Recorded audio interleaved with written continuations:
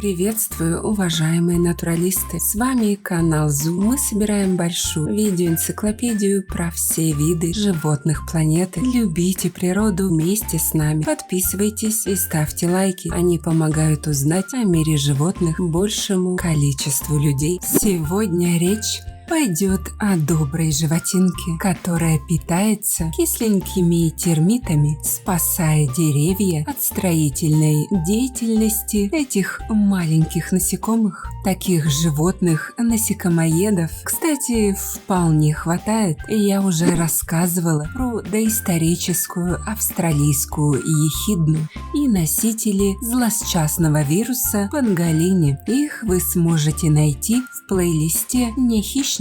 А сегодня у нас в гостях еще один большой и пушистый недруг термитов и муравьев. Встречайте четырехпалого муравьеда или тамандуа, род неполнозубых млекопитающих семейства муравьедовых. Представлен он двумя видами. В наших широтах пушистых любителей кислых попок отродясь не водилось, а вот в Южной Америке для них раздолье. Благородный род четырехпалых муравьедов расселился по всему континенту, за исключением Чили и большей части Аргентины. Этот ходячий дезинсектор прекрасно приспособился почти к любым условиям. Даже на деревьях он такие трюки научился выполнять, что хоть сейчас записывай в сборную по акробатике. Весит тамандуа 5-6 килограмм, при длине 60-70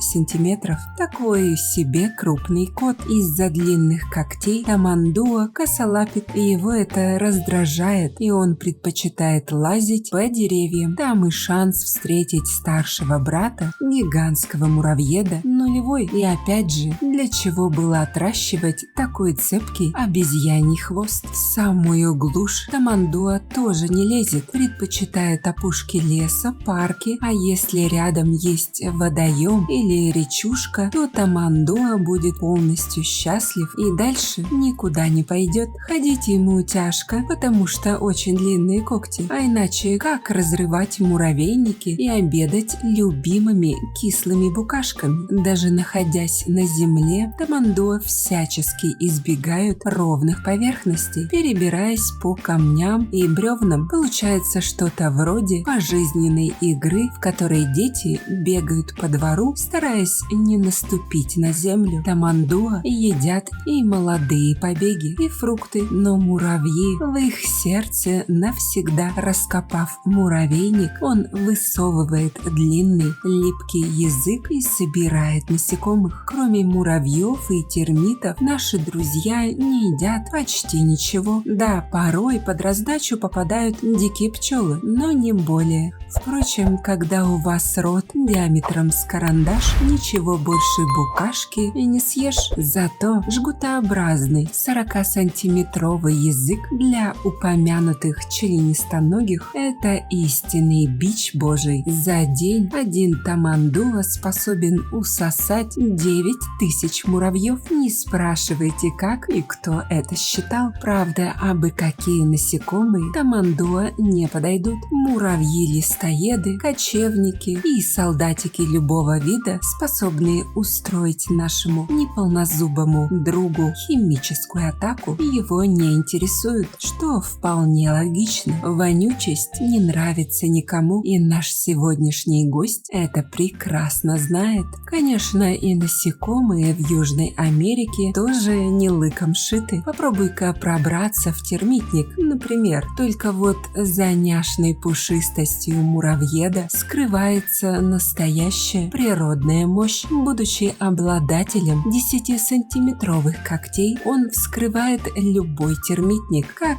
консервную банку со сгущенкой. Ходить, правда, с таким маникюром не очень удобно, но оно муравьеду и не надо. К тому же муравьедам спешить принципиально некуда. Еда не уйдет, а хищники их особо не трогают. Почему? Если когти муравьеда вскрывают древесину и бетонопровод, бетоноподобные стены термитников, то как вы думаете, что они способны сделать с теплокровной тушкой какого-то там хищника? Тамандуа не убегает от опасности, потому что не может. Если чует хищника, он обычно замирает и ждет, когда опасность рассосется сама. Если он уже попал в поле зрения врага, то он становится на задние лапы и начинает угрожающе раскачиваться. Учитывая его окрас, со стороны он выглядит как пьяный друг, который очень вам рад. И если же враг настойчив и продолжает идти на сближение, муравьед для равновесия делает упор на свой хвост и выпускает струю очень пахучей жидкости, из-за чего вполне справедливо получил прозвище «лесная вонючка». Обычно на этом моменте все и заканчивается. Продолжать насиловать свое обоняние могут только очень голодные животные и явно нет хорошей жизни. Если на муравьеда все-таки напали, он крепко сжимает объятия, ломая ребра и одновременно раздирает когтями спину. Такая необычная тактика имеет успех. В драке Тамандуа способен победить противника вдвое больше себя. Справедливости ради, прежде чем начать махать кулаками, муравьед так и предупреждает оппонента о грядущем кровопролитии. А вот при встрече с себе подобными в большинстве случаев муравьеды друг друга игнорируют. Однако особенные порой разнополые особи так и достигают взаимопонимания. Правда, после акта дружбы организмами парочка быстро распадается. Такова соляви. Тамандуа старый, одиночка и интроверт. Особого интереса к женщинам он не проявляет.